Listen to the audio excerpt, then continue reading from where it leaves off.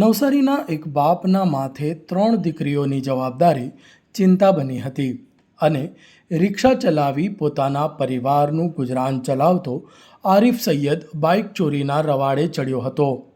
આરિફે થોડા મહિનાઓમાં જ સુરતમાંથી 2 અને નવસારીમાંથી 4 સ્પ્લેન્ડર બાઇક ચોરી કરી હતી.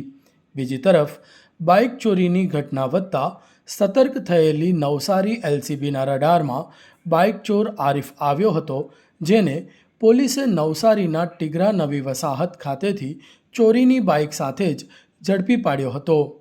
પોલીસની પૂછપરછમાં આરિફે 6 બાઇક ચોરી કર્યાની કબૂલાત કરી હતી, જેમાં 4 તેના ઘર આસપાસ અને 2 સત્તાપીર સ્થિત એક ગેરેજ પાસેથી કબજે લીધી છે.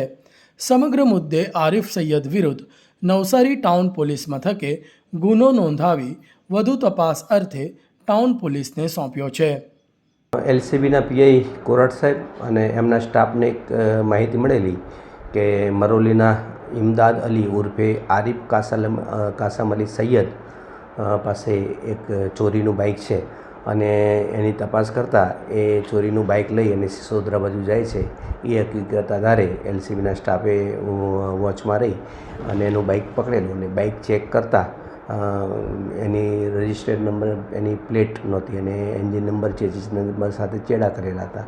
એટલે ડાઉટફુલ લાગતા એને લાવી અને એની વધુ પૂછપરછ કરતાં એ બસ સ્ટેન્ડ કે હોસ્પિટલ કે જુદી જુદી જગ્યાએ સ્પ્લેન્ડર બાઇક પાર્ક કરેલા હોય એની ડુપ્લિકેટ ચાવીથી એનું લોક ખોલી અને ચોરી કરવાની એની એમો છે.